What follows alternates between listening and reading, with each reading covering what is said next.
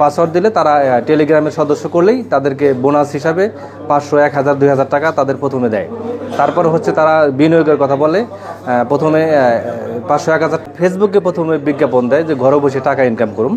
তারপর হচ্ছে ফেসবুকের এই বিজ্ঞাপন দেখে ওদের লিঙ্কে ক্লিক করলে পরে ওরা টেলিগ্রামে যোগ করে ফেলে। যোগ করে তারা একটা ইউজার আইডি এবং পাসওয়ার্ড দেয়।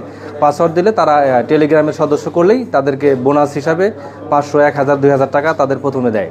তারপর হচ্ছে তারা বিনিয়োগের কথা বলে, প্রথমে 500, 1000 টাকা, 2000 টাকা বিনিয়োগ করলে এরা সাথে সাথেই 1-2 ঘন্টা পরে বিকাশের মাধ্যমে একটা লভ্যাংশ তাদেরকে দিয়ে দেয়।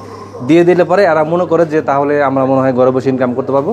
তখন এরা একটা অফার দেয় যে 2 লাখ, 3 লাখ, 5 লাখ, 10 লাখ, 50 লাখ, যে যত পারেন ডিপোজিট করতে পারেন। এরকম অফার দিলে পরে ডিপোজিট করলে পরে ওরা প্রথমে 1 লাখ, 2 লাখ দিলে পরে সাথে সাথে ওরা প্রফিটটা দেখাই দেয় যে আপনি 1 লাখ টাকা ডিপোজিট করছেন, আপনি 1.5 লাখ টাকা এই প্রফিট জমা হয়ে গেছে, সেটা আপনার অ্যাকাউন্টে জমা হয়ে গেছে। কিন্তু আসলে সেটা ব্যাঙ্ক অ্যাকাউন্টে জমা হয় না, এটা ওরা একটা অ্যাপস তৈরি করছে, ওদের নিজস্ব অ্যাপস। সেই অ্যাপসের মাধ্যমে টাকাটা জমা হয়। তখন ওরা বলে যে এই টাকাটা আবার যখন আপনি ব্যাংকে নেবেন তখন আপনাকে আরেকটা পেমেন্ট দিতে হবে। পেমেন্ট দিলে পরে তখন আপনারা ব্যাংক থেকে টাকাটা ক্যাশ করতে পারবেন। তখন এইভাবে ট্যাপে ফেলতে ফেলতে যে যেরকম পারে তাদের কাছ থেকে হিউজ টাকা নিয়ে যায়।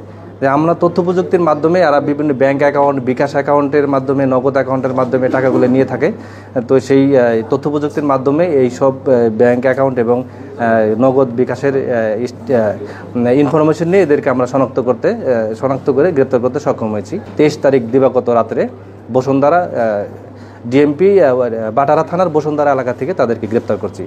5 জনকে, এই দলের সক্রিয় সদস্যদের 5 জনকে গ্রেপ্তার করতে সক্ষম হয়েছি এবং আরও পূর্বেও এই ধরনের আরও 4-5 জন আসামিকে আমি গ্রেপ্তার করতে সক্ষম হয়েছি। আমার কাছে অলরেডি 4টা মামলা, এই প্রতারণার মামলা 4টা প্রক্রিয়াধীন আছে, তদন্তের দিন আছে আমার কাছে। টার্গেটটা হচ্ছে এরা দেশের বাইরে বসে এই অ্যাপসটা মেনটেন করে, মূলত চায়নার আচ্ছা চায়নার যে নাগরিক উনি চায়নাতে থাকে। উনি মাঝে মধ্যেই বাংলাদেশে আসে। তার বিভিন্ন বাঙালি তাদের ফ্রেন্ড হয়েছে।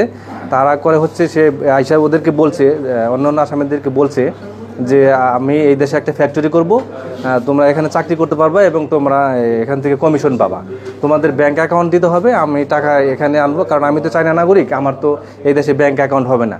তো তোমাদের অ্যাকাউন্ট দিলে পরে তোমাদের অ্যাকাউন্টে টাকাগুলো আমরা নিব।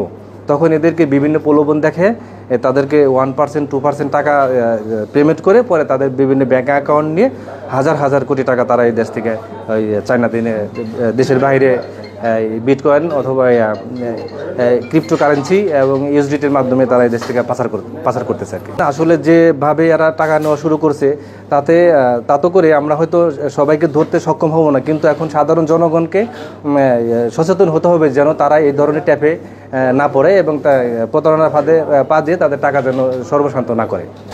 প্রিয় দর্শক, সংবাদটি যদি ভালো লেগে থাকে, যদি মনে করেন যে আপনাদের উপকারে আসবে, তাহলে বিডি ভয়েস 10কে এখনই সাবস্ক্রাইব করে দিন এবং পাশে থাকা বেল আইকনটি বাজিয়ে দিন।